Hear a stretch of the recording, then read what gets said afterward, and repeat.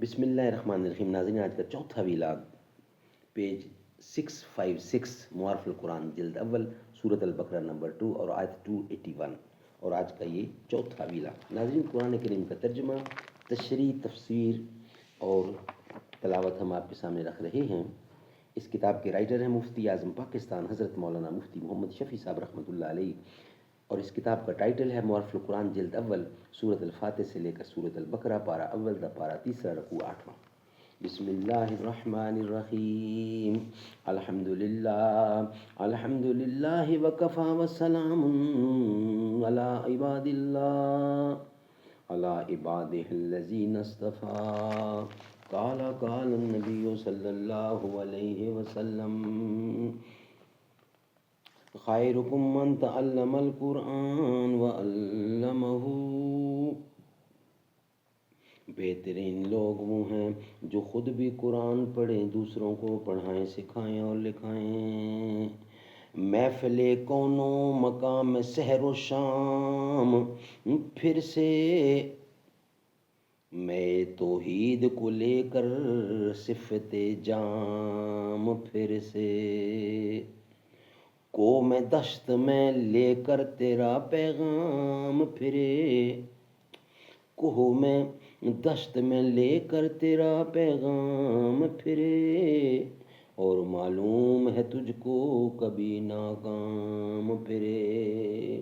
محفل کون و مقام سیر و شام پھرے، مہ توحید کو لے کے صفت جام پھرے. بندہ و صاحب محتاج و غنی ایک ہوئے، تیری سرکار میں پہنچے تو سبھی ایک ہوئے. ایک ہی صف میں کھڑے ہو گئے محمود و ایاز، نہ کوئی بندہ رہا اور نہ کوئی بندہ نواز.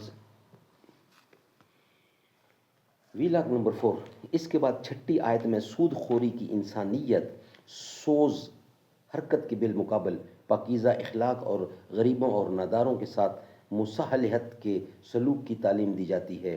ارشاد ہوتا ہے: وَإِنْ كَانَ ذُو عُسْرَةٍ فَنَظِرَةٌ إِلَىٰ مَيْسَرَةٍ وَأَن تَصَدَّقُوا خَيْرٌ لَكُمْ.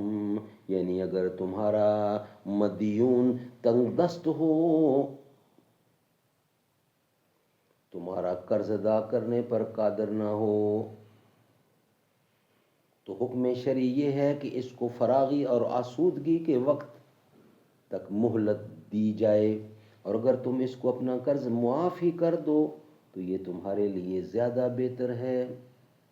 سود خوروں کی عادت تو یہ ہوتی ہے، اگر کوئی مدیون مفلس ہے اور میعاد مقررہ پر وہ قرض ادا نہیں کر سکتا تو سود کی رقم اصل میں جمع کر کے سود در سود کا سلسلہ چلاتے ہیں اور سود کی مقدار بھی اور بڑھا دیتے ہیں.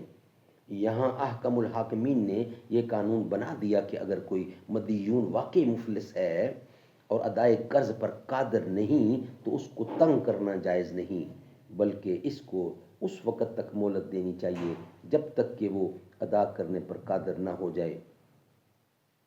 ساتھ ہی اس کی ترغیب بھی دے دی کہ اس غریب کو اپنا قرض معاف کر دو تو یہ تمہارے لیے زیادہ بہتر ہے. سبحان اللہ، سبحان اللہ. ناظرین، یہ تھا ویلاگ نمبر 4.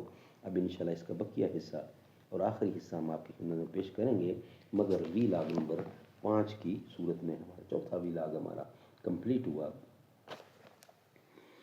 صحابہ کے دامن میں آ کر تو دیکھو، ملے گا سکون آزما کر تو دیکھو. ہمیں ان کا نام سے ہے جان سے پیارا، صحابہ پہ انگلی اٹھا کر تو دیکھو. سارے نبیوں کے عہدے بڑے ہیں، لیکن آقا کا منصب جدا ہے. وہ امام صف انبیاء ہیں، ان کا رتبہ بڑوں سے بڑا ہے. کوئی لفظوں سے کیسے بتا دے، ان کے رتبے کی حد ہے تو کیا ہے، سارے نبیوں کے عہدے بڑے ہیں، لیکن آقا کا منصب جدا ہے۔